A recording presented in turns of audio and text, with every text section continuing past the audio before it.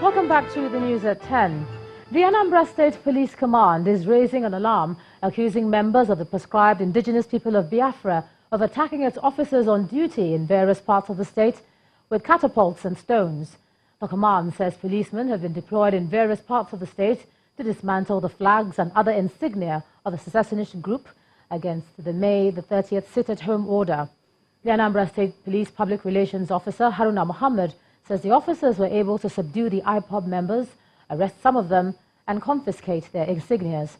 The police is, however, warning that the command will not relent in enforcing the law on defaulters as appropriate and that the group remains banned.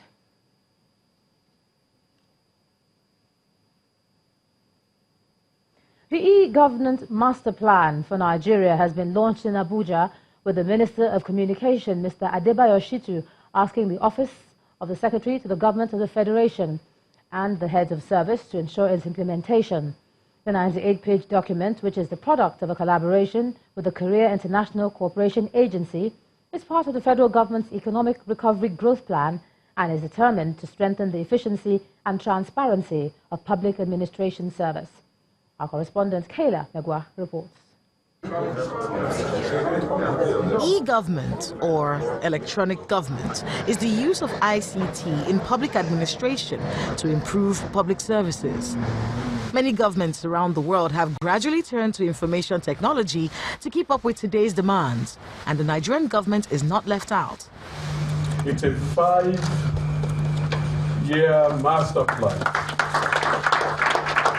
According to this master plan, promoting digital-led growth in Nigeria will require 6 priority initiatives: the establishment of a presidential committee on ICT and e-government, developing a capacity-building program, creating an e-government promotion fund, enacting laws necessary for e-government, establishing a standard software framework for e-government, and implementing e-procurement. The Minister of Communication says the only way Nigeria can benefit from this master plan is if the relevant agencies ensure its implementation. Both the office of the head of service and that of the SGF must take active part in enforcing the utilization of e-government all across board. So we are proposing that beyond those 2 offices, that the government should also establish a presidential committee on e-government as well. The Secretary to the Government of the Federation, represented here by his Permanent Secretary Cabinet Affairs Office, says the implementation of the master plan is important to the Buhari administration, as it will restore Nigeria's economic growth. It is our hope that this comprehensive strategy document will refocus the e-government agenda and ensure the holistic and citizen-centered deployment of ICT in governance with a view to improving public service as well as strengthening support to government policies. There have been several attempts in the past at implementing an e-governance policy in Nigeria with varying levels of success. However, this time, the Office to the Secretary to the Government of the Federation says the implementation plan is more holistic and citizen-based and will ensure better service delivery in Nigeria's public service. Kayla Magwa, Channels Television News. Let's take a look at some business news now. Here's Kayode Okikiolu. Thank you, Ijeoma, and you're welcome to Business News. Report by Reuters says that Nigeria's Trans-Forcados oil pipeline has resumed its operations after shutdown over a fire incident last week. This comes as the country's crude differentials remained firm today due to several outages, while traders say about 10 cargoes of Nigerian crude under June loading program were still available.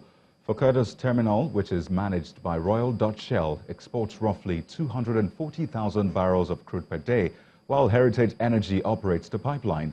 The Forcados, Bonny Light and Amenam streams have been exporting crude at reduced capacity due to various pipeline outages. Financial services app Branch, which gives instant loans via smartphones, says it has disbursed over 9 billion naira worth of loans across Nigeria. The company, which operates in Nigeria, Kenya, Mexico and India, recently attracted a $170 million funding with Visa as a lead investor to support its expansion drive. Customers on the app can borrow between 1,000 to 200,000 naira through their smartphones and get the money disbursed to their bank accounts in minutes with no need for collateral, guarantor, or an office visit. The company's general manager for Nigeria and West Africa, Maria Rotilu, says Branch Amp can be downloaded for free on Google Play Store. Since its launch in Nigeria in 2017, Branch has disbursed over 1 billion loans worth over 9 billion naira to salary earners, small businesses, and other financially excluded Nigerians, particularly within the informal sector. Tough times ahead for Nigeria, and more work needs to be done. Well, that's according to the Chief Executive Officer of financial derivatives company, Bismarck Rewane, who lists industrialization, infrastructure development, and education as steps to be taken for Nigeria's economic takeoff. What Nigeria has witnessed over the years is abortive economic takeoff. You must take off into a sustainable path of growth. And the data is there for you to see. We grew, we had a boom, we had a slowdown, we had a recession, and everything was driven by oil. You take oil out of the equation, there's no economy and no country. So, what next?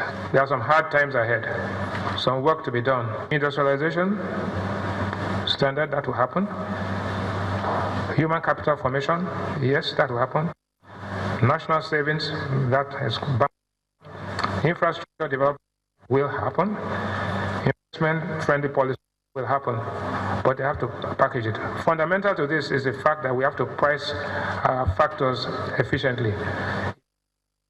6 days after its listing, MTN Nigeria today posts its first drop in share price as investors take advantage of the over 800 billion naira gain recorded on the NSE in just 1 week of rally. Let's get more details from Layo Adegoke.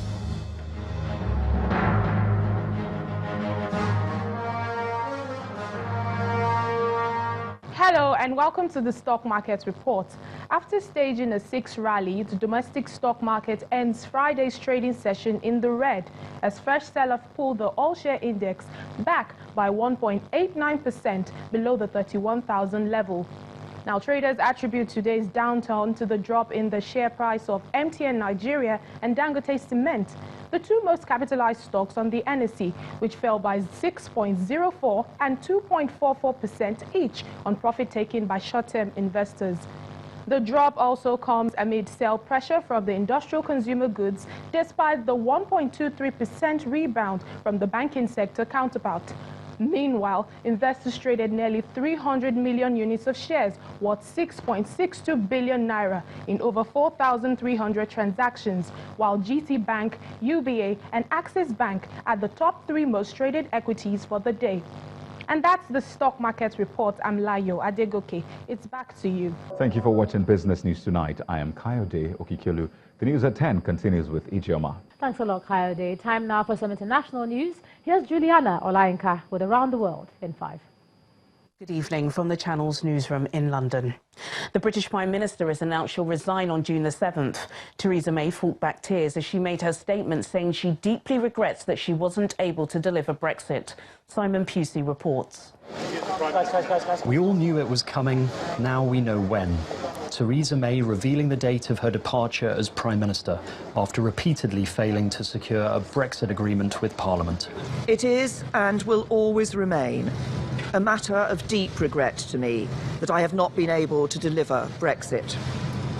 It will be for my successor to seek a way forward that honours the result of the referendum. To succeed, he or she will have to find consensus in Parliament where I have not. Her predecessor, David Cameron, walked away humming a tune when he announced his resignation. Theresa May was much more emotional. I will shortly leave the job that it has been the honour of my life to hold. The second female Prime Minister, but certainly not the last. I do so with no ill will, but with enormous and enduring gratitude to have had the opportunity to serve the country I love. Among those to react to that announcement, the man who started this whole process off with a referendum in 2016.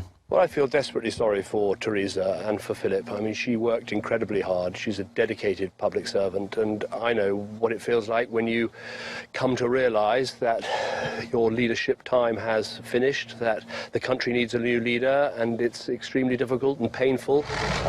The leader of the opposition said her decision to stand down was right. She clearly cannot command a majority in Parliament. She clearly has lost the confidence of her own MPs, and in all the discussions she's been having with her MPs, they've all said one thing to her, that they don't support her strategy. Brexit is unstoppable. Eyes now turn to who will replace her.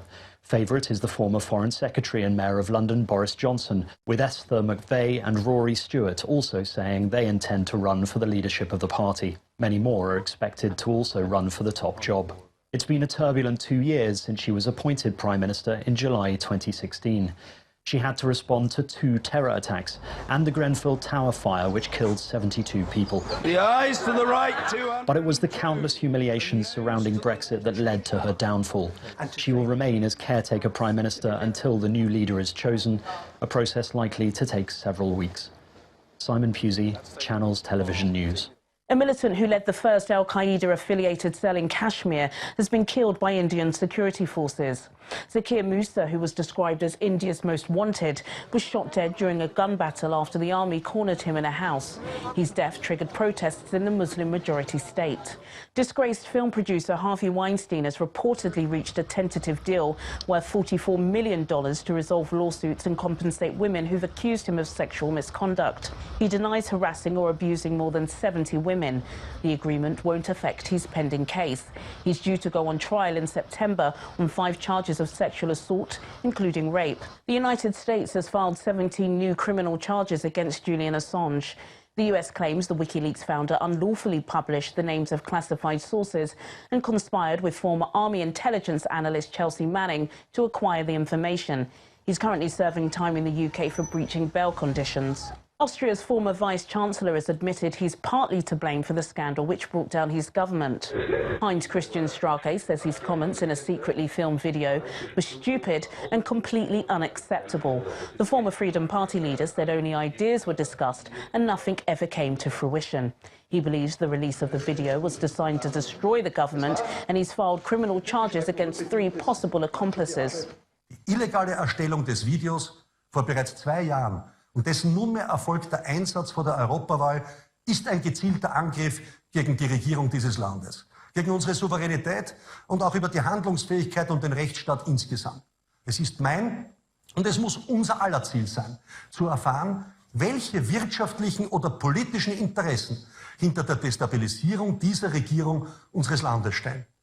And finally, thousands of young activists have been taking a stand on climate change. Students in Australia and New Zealand kicked off the global protest, demanding politicians to do more to curb greenhouse gases.